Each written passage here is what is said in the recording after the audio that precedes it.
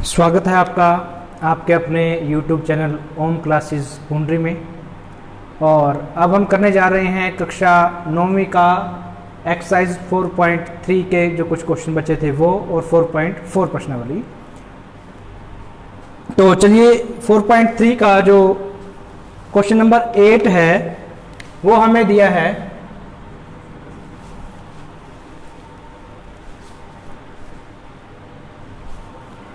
Question number 8 में दिया है f बराबर है 9/5c जमा 32। ये आपको दिया है। इसमें हमें कुछ बातें निकालनी है। Number 1, draw the graph of the linear equation above using the Celsius folks. जो सेल्सियस है c वाले को x अक्ष मान करके, x एक्सिस मान करके, और f वाले को y अक्ष मान करके, इसको मान करके हमें एक ग्राफ ड्रा करना है। f मीन्स फारेनहाइट को y अक्ष मानना है, x अक्ष को आपने सेल्सियस को अपने x अक्ष मान करके एक ग्राफ बनाना है। और चलिए करते हैं। f c को मानना है अपने x अक्ष, तो x अक्ष और y अक्ष, x बराबर है c और y बराबर है f। ये आपने लिया। सबसे पहले बनाएंगे सारणी। सारणी बनाने के लिए वही तरीका जो पहले यूज करते हैं। अगर c की जगह हम 0 रख देते हैं, 0 गुणा 9/5, ये पूरा 0 बन जाएगा। f बराबर बचेगा 32। दूसरा, अगर c की जगह हम रख दे -5, c की जगह अगर रख देते हैं हम -5 जमा 32। हमने यहाँ केवल 5 ही क्यों लिया है? ताकि 5 एकम 5 पूरा कट जाए और हमारी कैलकुलेशन आसान हो जाए। कैलकुलेशन आसान करने के लिए ऐसा किया है, अन्यथा आप c की जगह कोई भी मान रख सकते हो।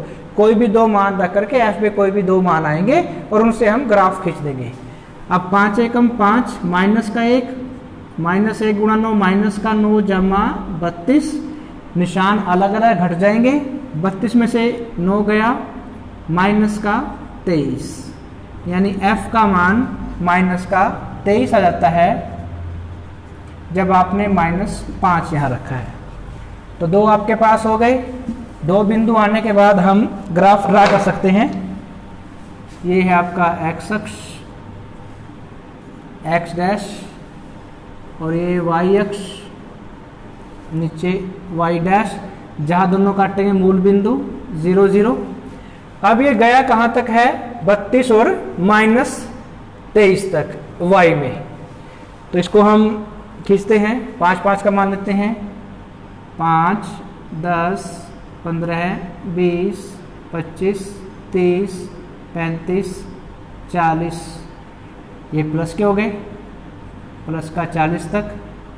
-5 -10 -15 -20 -25 -30 -40 हो गया। ये ऊपर और प्लस के 5 10 15 20 25 30 35 40।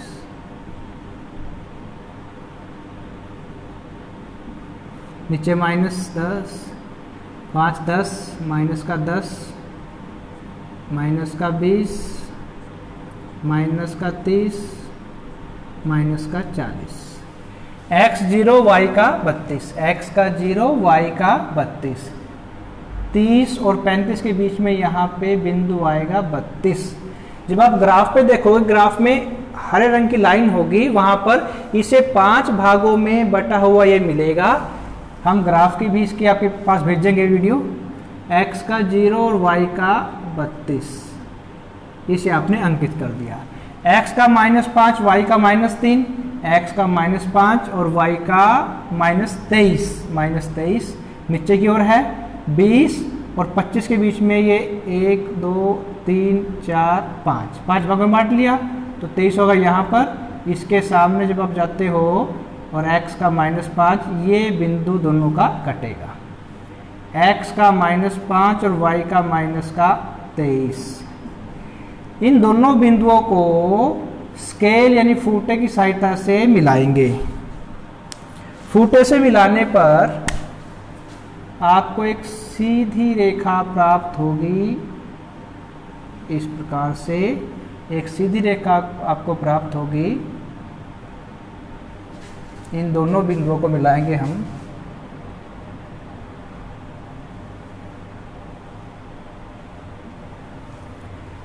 तो ये F बराबर है 9/5C जमा 32। ये आपका ग्राफ इसमें शो होगा।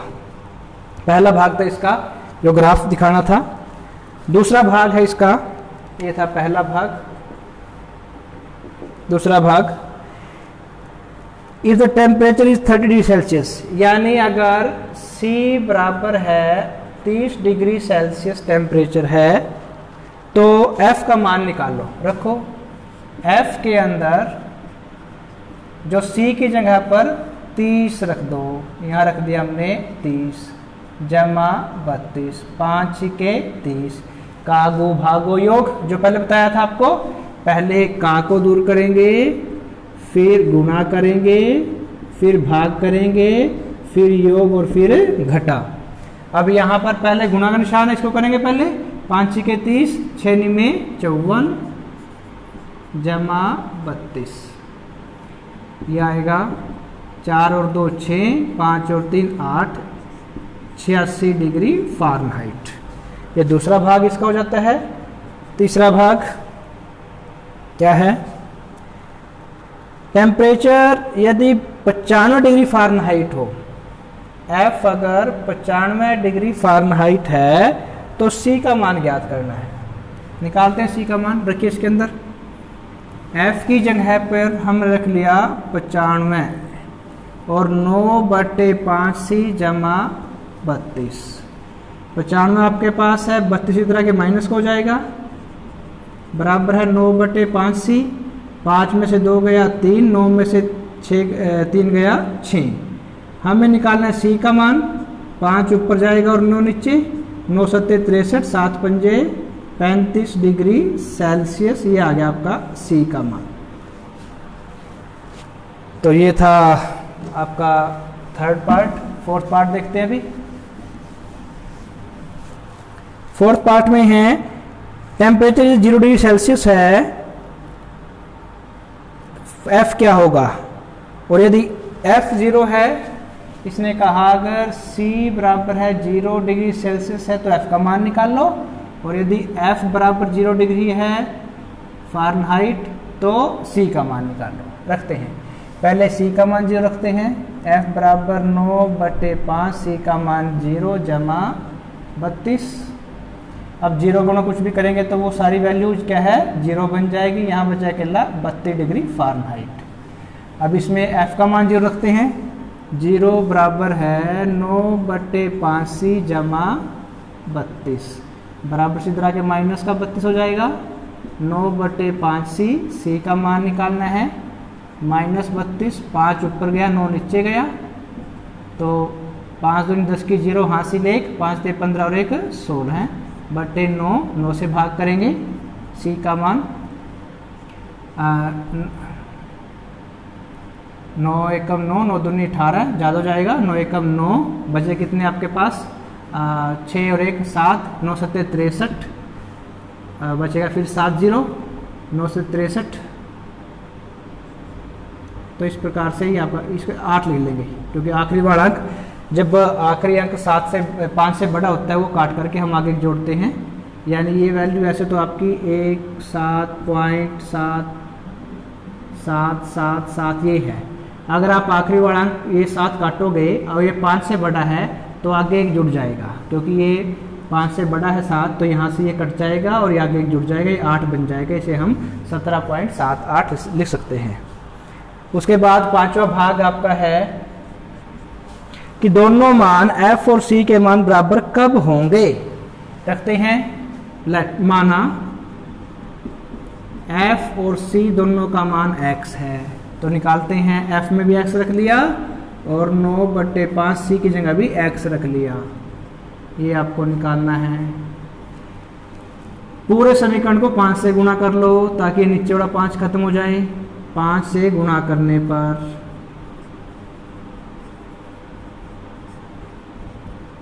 5 एकम 5x, तो 9x बचेगा।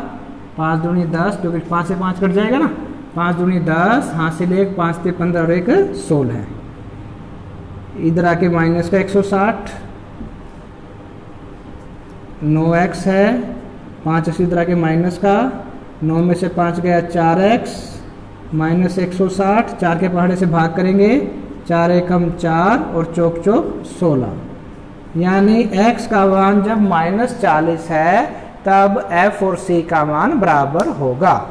ये था 4.3 का क्वेश्चन नंबर 8। अच्छा इंपॉर्टेंट क्वेश्चन है, अक्सर पेपर में आता है।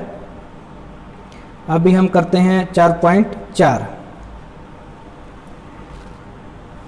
Give the geometric representation of y equal to 3 an equation in one word. ये 2 चर और 1 चर में हमें इन लाइनों को दिखाना है। 2 लाइनें हमें दे रखी हैं, x और y अक्ष 2 चर हम प्रयोग करते हैं, एक लंबाई और चौड़ाई जिस प्रकार से प्रयोग करते हैं वैसे ही 2 चर हैं, x अक्ष और y अक्ष, उन्हीं का हम यहाँ करना सीखेंगे। प्रश्न दिया है, प्रश्नावली 4.4 अब हम करते हैं। क्वेश्चन है आपके पास y बराबर 3। y बराबर 3 को आपने संख्या रेखा पर एक वेरिएबल, एक चर के रूप में जब दर्शाओगे, जब आपने एक चर के रूप में दर्शाना है तो क्या करेंगे, संख्या रेखा खींचेंगे सीधी, कहीं पर 0 होगा, उससे आगे प्लस का 1, प्लस का 2, प्लस का 3, प्लस का 4, प्लस का 5, ये y और नीचे इधर y डैश। इतनी दूरी पर माइनस का 1, माइनस का 2, माइनस का 3, माइनस का 4, माइनस का 5। आप y बराबर 3 दिखा रहे हो तो ये पॉइंट आ गया आपका y बराबर 3, जब एक चर में दिखा रहे हैं। और दूसरा, ये पहला भाग है। दूसरा, 2 चर में जब दिखाना है, 2 चर वाले केस में ये आपका x अक्ष होगा, x डैश, और जो लंबवत है वो होगा आपका y और ये y डैश। दोनों जहाँ काटते हैं मूल बिंदु 0 0, 1 2 3 4 5, -1, -2, -3, -4, -5, इनका नामकरण कर देंगे। ऊपर 1 2 3 4 5, नीचे माइनस का 1।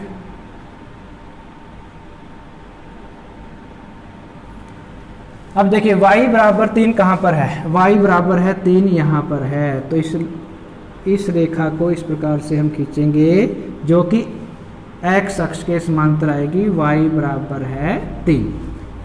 2 चर से आप जब 2 चरों में जब आपको दर्शाना है तो x और y दोनों चर खींचेंगे, जो भी बिंदु आपका होगा उसे वहां पर सीधा खींच देना लाइन को, ये इसके समांतर होगी। और जब एक चर की बात करते हैं तो केवल एक चर को आपने दर्शाना है। अगला क्वेश्चन है 2x जमा 9 बराबर है, दूसरा क्वेश्चन है इसका 2x जमा 9 बराबर है 0। इसे भी आपने एक अक्ष और 2 अक्ष पे दर्शाना है, 2 चरों पे। यहाँ पर 2x बराबर है -9, बराबर से इधर आके 9 माइनस का हो जाएगा, -9 को 2 से भाग करेंगे, 2 चौके 8, 2 पंजे 10, x का मान -4.5, x डैश मूल बिंदु 0 1 2 3 4 5, ये प्लस के हो गए, माइनस के इस तरफ होंगे, -1 -2 -3, क्योंकि 4.5 माइनस का है तो इसे और आगे खींचेंगे हम, -4 -5, और ये है आपका x डैश। हमें दिखाना है -4.5, 4 और 5 के बीच में यहाँ होगा आपके पास x बराबर -4.5। और जब इसे 2 चर में दिखाना है तो x अक्ष, x डैश, फिर लंबवत होगा y अक्ष, y डैश, मूल बिंदु बीच में 0 0 1 2 3 4 5 बराबर दूरी पे रखने हैं सभी। इसी प्रकार से यहाँ -1 -2 -3 -4 और -5 1 2 3 4 5 -1 -2 -3 -4 और -5। x बराबर है माइनस का 4 और 5 के बीच में ये बिंदु आएगा 4.5 फुटे की सहायता से इस रेखा को इस प्रकार से खींच देना है। इसे आप x बराबर -4.5 भी कह सकते हैं या फिर 2x जमा 9 बराबर 0 भी कह सकते हैं। ये थी आपकी प्रश्नावली 4.3 और 4.4। इसी के साथ आपका चैप्टर नंबर 4 पूरा होता है। आप सभी इसे अटेंड कर लीजिए अच्छे से, और इसके जो बाकी हैं यूट्यूब चैनल ओम क्लासेस पूंडरी पर आपको ग्राफिकल विधि से ग्राफ के माध्यम से आपको वहाँ पर मिल जाएंगे। डिस्क्रिप्शन में यूट्यूब चैनल का आपको लिंक मिलेगा, वहाँ जाकर के आप देख सकते हैं। Thank you.